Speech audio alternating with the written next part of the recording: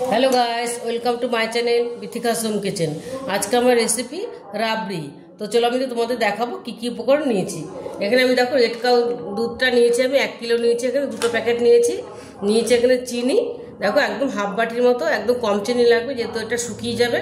আর নিচে এখানে কাজু বাদাম, কিশমিশ আর এলাচ নিয়েছি। এলাচটাকে আমি একটু থেতো করে দেবো।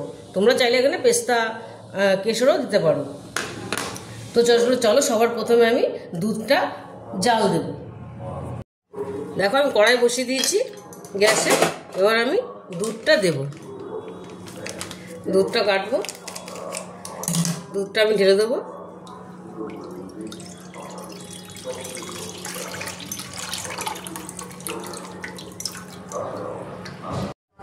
দেখো দুধটা আমি জাল বসিয়ে দিয়েছি, দুটো প্যাকেট কেটে দিয়েছি। এবার আমি গ্যাসটা বাড়িয়ে দেবো, বাড়িয়ে আমি দুধটা ভালো করে জাল দিতে থাকবো।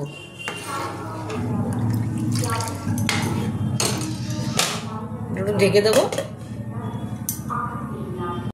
দেখো দুধটা আমার ফুটে গেছে। এরকম ভাবে আমি জাল দিতে থাকবো। আর সাইড দিয়ে যে সরগুলো পড়বে এগুলো কাচাতে থাকবো। দেখো মোটা মোটা সর পড়বে, এগুলোকে কাছে কাছে দুধটাকে পুরো আমি কমে নিয়ে আসবো। এরকম করে ফুটবে আর এর সাইডের সরগুলো কাচাতে হবে। দেখো আমি ভালো করে এরকম করে করে অনেকটাই শুকিয়ে নিতে হবে। দেখো দুধটা আমার সুন্দর, দেখো এরকম সর পড়ছে, এটা এরকম সর পড়তে দিতে হবে। আর এটা নেড়ে নেড়ে দেবো সরগুলোকে।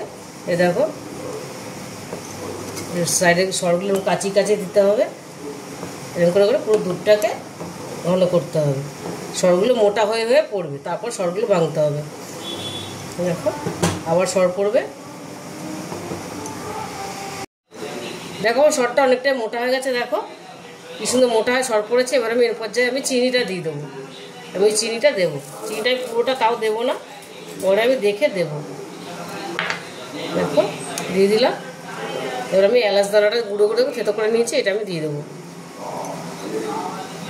যেসব সাইডে এগুলো পড়েছে এগুলো আমি কাচি কাচি দেবো।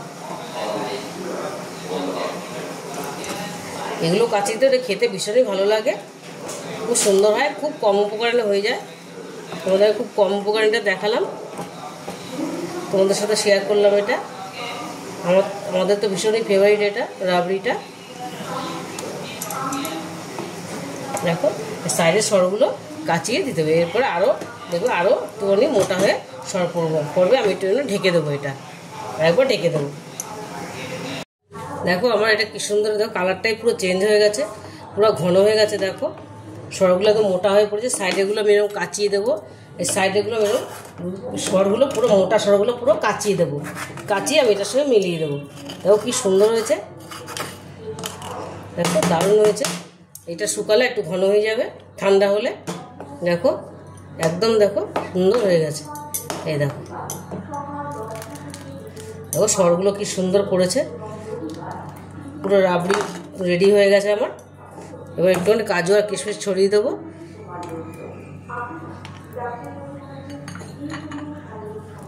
দেখো দারুণ হয়েছে দেখতে। আমার ওই চিনিতে হয়ে গেছে, সবটা চিনি লাগেনি, তোমরা চিনি বুঝে দেবে। যদি বেশি পরিমাণে করো তাহলে চিনিটা বাড়িয়ে দেবে। দেখো কি সুন্দর হয়েছে, কালারটা পুরো একদম হলদে হলদে ভাব হয়েছে। কেশর না দিলেও চলবে। দেখো দারুণ হয়েছে।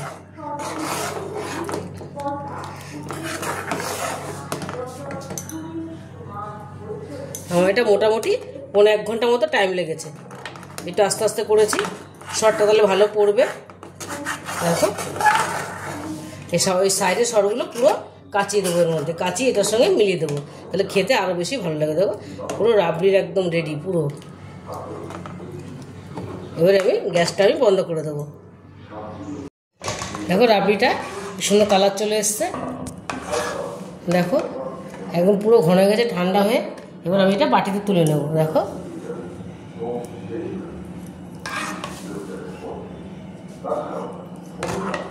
দারুণ হয়েছে। তোমরা এটা অবশ্যই বাড়িতে ট্রাই করবে। আমি খুব সহজভাবে দেখালাম, বাড়িতে বানিয়ে দেখবে, ভীষণই ভালো হয়। এটা আমি একটু গার্নিশিং করে নেবো। দেখো কাজু আর কিশমিশ দিয়ে, পেস্তা দিলে আরও ভালো লাগতো, দেখতেও সুন্দর লাগে, খেতেও আরও বেশি ভালো লাগে। দেখো তোমার বাড়িতে গেস্ট আসলেও এটা বানাতে পারবে। দেখো কি সুন্দর হয়েছে। তোমরা এটা বাড়িতে অবশ্যই ট্রাই করবে, খুব ভালো লাগবে। আর যে রেসিপিটা তোমাদের ভালো লেগে থাকে তাহলে আমাকে লাইক, শেয়ার আর সাবস্ক্রাইব করতে ভুলবে না। টাটা।